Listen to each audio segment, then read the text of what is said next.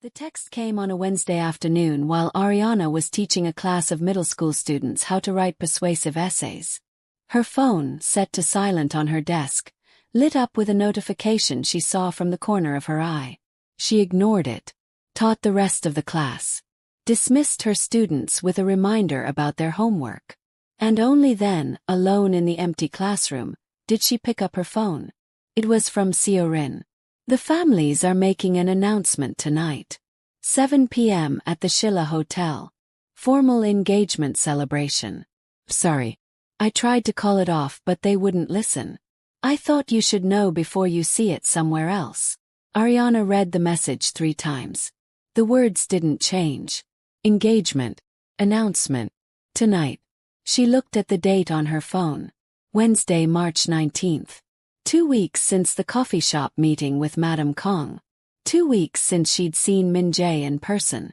They'd texted, careful, painful messages where both of them tried to say everything and nothing. He'd called several times. She'd answered once, and they'd spent 15 minutes in silence before mutually agreeing they needed space to think. Space to think had become space to let his family plan his future. Her hands were shaking. She set down the phone, gripped the edge of her desk and tried to breathe. Around her, the academy was loud with after-school chaos. Students changing classes, teachers chatting in the hallways, the normal noise of a normal day for everyone except her. Her phone buzzed again. Min-jae this time. I need to see you, please. Before tonight. So he knew she knew. Or maybe Seo-rin had told him she would tell her. Maybe they'd coordinated this. These two people being pushed into a marriage neither wanted, bound by a mutual understanding that they were both victims of the same system. Ariana typed back. When? Now. I'm outside your academy. Course he was. She grabbed her bag, told the front desk she wasn't feeling well, and walked out into the late afternoon sunlight. Min-jae was waiting across the street, leaning against his car. He looked worse than the last time she'd seen him. Thinner, exhausted, like he hadn't slept in days. When he saw her, something in his face crumpled. Get in, he said quietly. They drove in silence to Olympic Park, to the same walking paths where they'd spent countless Sunday mornings in their first year together. He parked and they walked, maintaining a careful distance between them. Two people who used to touch constantly now moving like magnets reversed. I tried, Min-jae said finally. His voice was hoarse. I tried everything. I told them I wouldn't do it. I told them I wouldn't go tonight. I told them. He stopped walking, pressed his palms against his eyes. I told them I love you. What did they say? That love wasn't enough. That I'd thank them someday. That they were protecting me from myself. He laughed, a broken sound. My father said that in 5 years, I'd look back and realize they were right.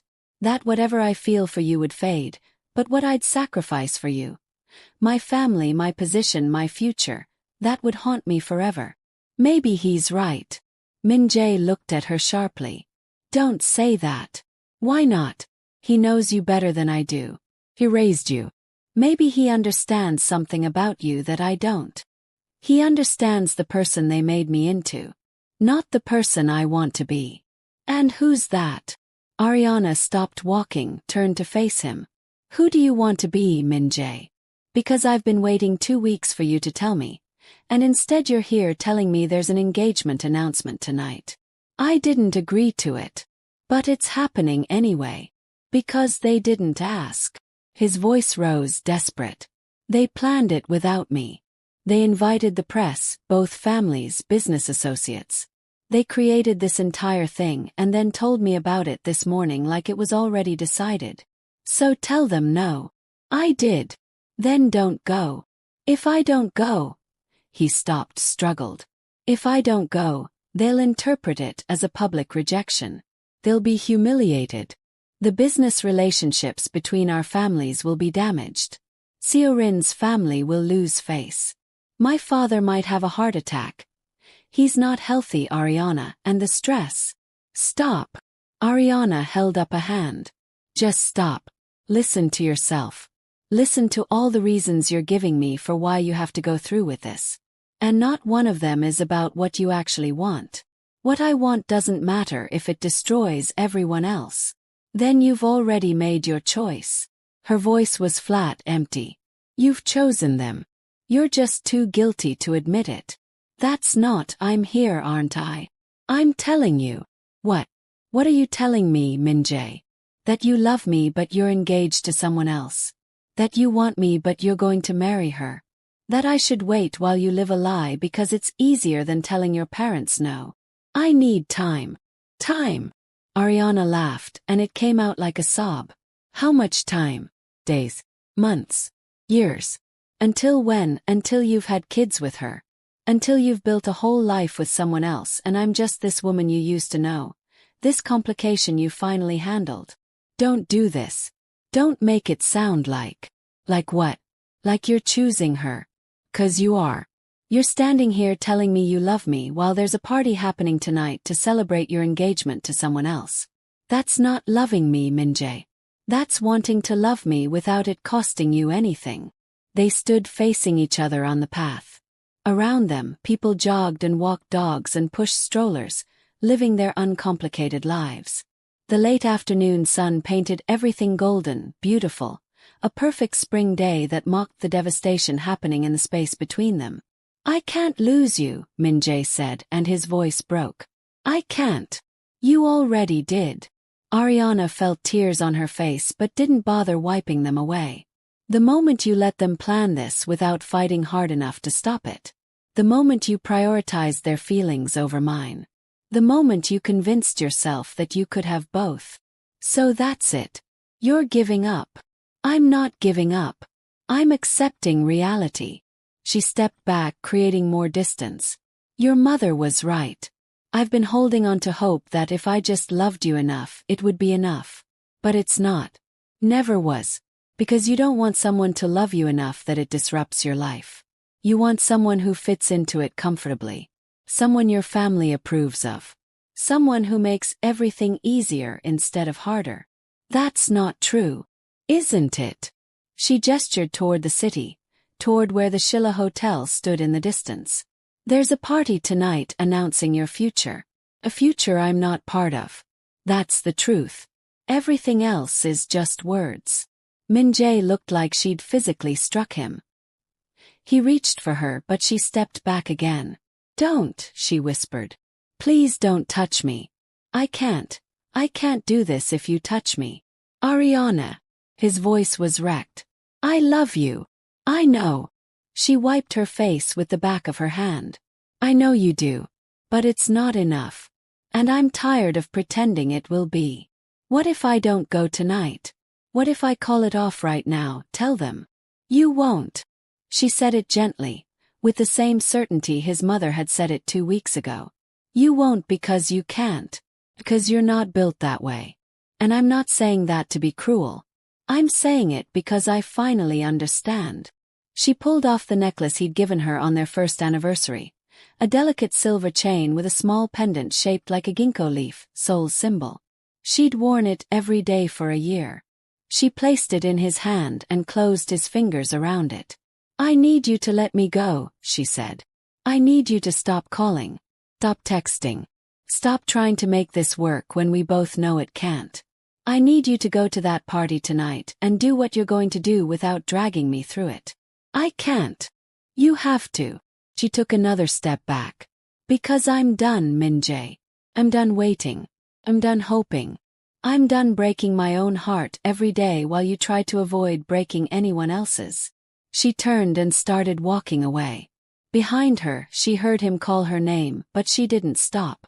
She walked until she was far enough that she couldn't see him anymore. And then she walked further, until she reached the park entrance, until she could flag down a taxi, until she was moving through Seoul's traffic back toward Itaewon. Only then, safe in the anonymous dark of the cab's back seat, did she let herself fall apart. That evening, Ariana sat in her apartment with the lights off, watching Seoul's skyline through her window. She'd showered, changed into comfortable clothes, made tea she didn't drink. And at exactly 7 p.m. she opened her phone. It took less than 5 minutes for the photos to start appearing. The Shilla Hotel's ballroom, decorated in white and gold. Two families posed together, elegant and powerful, united by tradition and strategy. And at the center, Min-jae in a dark suit and Seo-rin in a pale blue dress, standing close but not touching, smiling for cameras with practiced precision. Ariana scrolled through image after image. The official announcement, the formal bows, the speeches she couldn't read but could imagine. Hashtags already trending. Hashtag Kongyun engagement, hashtag future of tradition, hashtag Korea's families. She found a video. Some society reporter narrating the event, the camera panning across the room. She turned up the volume, needing to hear it, needing to make it real. Remarkable union between two of Korea's most respected families. The Kong family, known for their pharmaceutical empire, and the Yoon family, whose contributions to Korean art preservation are unparalleled. This engagement represents not just a marriage but a continuation of legacy. Ariana turned it off. She set down her phone. She sat in the dark and felt nothing and everything simultaneously. Her phone buzzed. "Jenny. I saw. Are you okay? Should I come over?" Then her mother, texting from Atlanta. "Sweetheart, call me when you can." Then, unexpectedly, Seo-rin. "I wanted to say no. I wanted to stop it. But I couldn't. Sorry. I'm so sorry." And finally, hours later, long after the party must have ended, Min-jae. "I kept the necklace. I'll keep it forever. Love you. Sorry. I'm so sorry." Ariana didn't respond to any of them. Instead, she pulled up the email from Honsung International School, the job offer that had been sitting in her drafts for 2 weeks. She read through it one more time. Department head. Permanent residency track. A future in Korea that didn't depend on a man who couldn't choose her. She thought about Madame Kang's words. A mother's job isn't to be liked. It's to ensure her children survive their own hearts. She thought about Min-jae standing in Olympic Park, saying he loved her while his engagement party was being planned. She thought about herself. Ariana Brooks, who'd come to Seoul 3 years ago looking for adventure, who'd fallen in love with both a man and a country, who'd believed that determination and love could overcome anything. She'd been naive. But she was learning. The job offer sat in front of her. Accept it, and she'd have to see Min-jae's face everywhere. In the society pages, in business news, eventually with children who looked like him and Seo-rin. Accept it, and she'd be living in the same city as a man who'd loved her but not enough. Accept it, and every day would be a reminder of what she'd been offered as compensation for her silence. But decline it, leave Korea, and she'd lose the life she'd built. The language she'd learned. The person she'd become.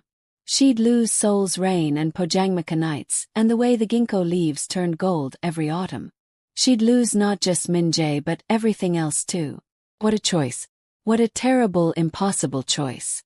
She sat there until the sun started to rise, watching Seoul wake up, the earliest subway train starting to run, the street vendors setting up, the city beginning another day like nothing had changed. And then she made her decision.